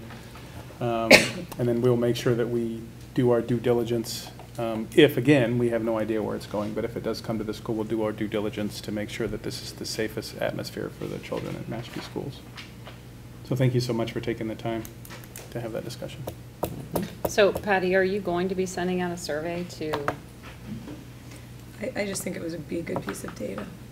I think it's going to be a flawed piece of data. Yeah, I would agree. Why? I just don't think there's enough time Yeah, there's not. to be able to do it. Not and have something for Monday. Well, and I just think you'll get exactly what you get on every volunteer survey. You'll get the people who feel very strongly about it. And so it's not, you won't get a proportion, you won't be able to say, 60% of our parents feel this way. You'll say 60% of respondents feel this way. And that's not the same thing. Or you could just say 100 people felt this way who answered and 100 people felt that way. Yeah, you just won't know anything about the people who didn't answer. But I think he has no information right now of anybody out in the town necessarily except one. Well, I think I've said a lot about these volunteer surveys and how they're not worth a whole lot as a data point. But I also think that, if you want to encourage parents to come out, then I think that's, I don't know. I'll just leave it at that. I think the other argument that would probably be made is that this was sent out to the schools, to parents of students in the schools, and therefore it's not exactly a full representation, and any answer that we get would be skewed because of how parents might feel about the safety issue. Personal opinion. I just think if it is going to be on the Board of Selectmen agenda for next Monday, we should just make parents aware that that item is out there and let them decide whether or not they want to choose to attend the meeting. Yeah, I would confirm that, because what I was told tonight was that there wasn't going to be a recommendation at that meeting. So I don't know. I haven't seen the Board of Selectmen agenda, but that's what the assistant town manager told me before the meeting. So I think we need to confirm what exactly is going to be discussed. Because, yeah, they have a deadline that they have to send out notification to all voters of any change in polling location. But I think they have till August to do that, so. If that's, the information I had was based upon what was said at the meeting, the last meeting of the Board of Selectmen that myself Right. and Patty attended, so. I was there as If well. it changed, oh, and you, so if it changed, it changed, and that's their prerogative. All right, cool, thank you very much. Next item is the vehicle use policy first read, and this did go to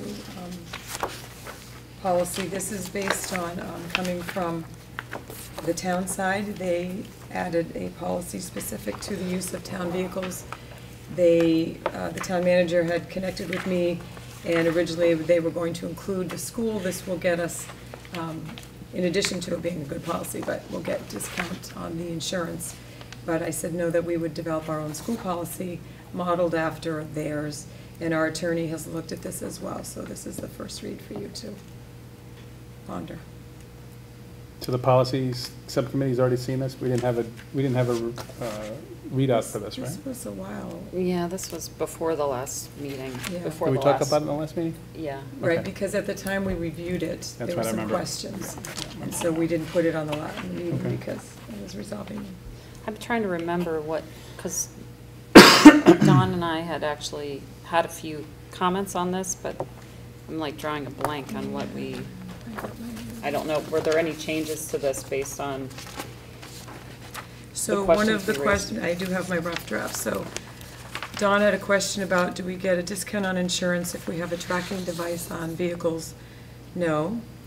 The buses are not part of this, and so this does not apply to the buses. Yeah, I think we were wondering, does it say in here somewhere that it doesn't apply to the buses? Well, the bus drivers are not our employees, and so when it says under 3, the policy shall apply to all employees of the Mashpee Public School District. That eliminates the buses by default, okay. Yeah. And then, let's see, we checked our student transportation policy. There's no conflict there. The parent guardian consent is something we already do. And let's see, something. We added a few tweaks under the operation. I think Dawn brought up about having something about behavior and stopping to let kids use the bathroom. But the way the attorney finished it off, I think it was covered. Under the general use of vehicles D, the question about where we get our fuel was yes at the DPW, through the DPW. Oh, okay. And that was it for my notes. And our attorney redlined this as well. So what you have is the final version. It's Where, Patty, was the question in regard to stopping? well, it's not in there. Basically, Point of order real quick. Can we get a motion so we can have a discussion about this then? I move to accept the first read of the vehicle use policy. Second. You Approve. floor, Don? Accept. Accept as first read. Okay. You were asking. Yeah, sorry to interrupt you, sir. Go ahead. oh, Was there a it specific? has to do with proper supervision of students. I think it's covered. We didn't add specifically that there's an expectation that you're going to stop and allow children to use the bathroom. So. Because these are the vans But so your citing is covered under supervision? Where is that? I'm looking.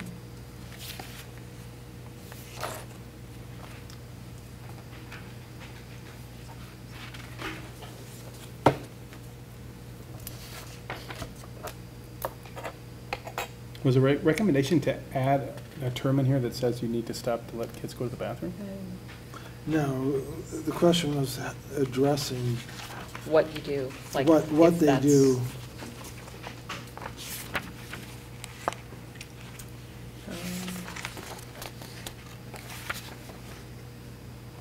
So under, a little bit under D, that operators must exercise sound judgment at all times, students are to be supervised at all times.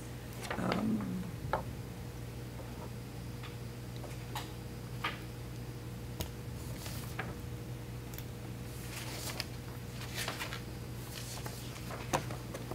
don't think it's going to expressly say that. Let's see. Who made the motion? I did.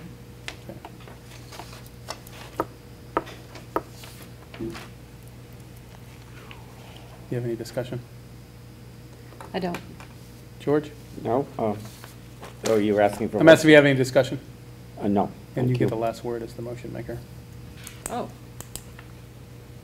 So, I don't have any questions. No? I'm good. Okay, George, how do you vote? The motion on the table is to accept his first read? Yes? No. Yes. Yes. Passes 3-1. So this is accepted as first read, and we'll bring it up on the next agenda item, as old business. Chair, I have one note about new business, just to ask. A question about Dr. Parkinson. How is he introduced to the school community? Does he just attend convocation or get invited, or how does You he? mean to the staff? Yeah. He can be invited. Generally, he works with a small group, but I'm sure he would come. Okay, I was just wondering. Normally, the channel of who accesses him goes through the school principal and the nurses, but a face to a name is a good thing. I just thought he might be nice to invite to that bracket presentation. Oh, yeah. Yeah. So. All right, so the next item on the agenda is items the chair did not reasonably know in advance, and I don't have any unless anyone does. I have one, Jeff.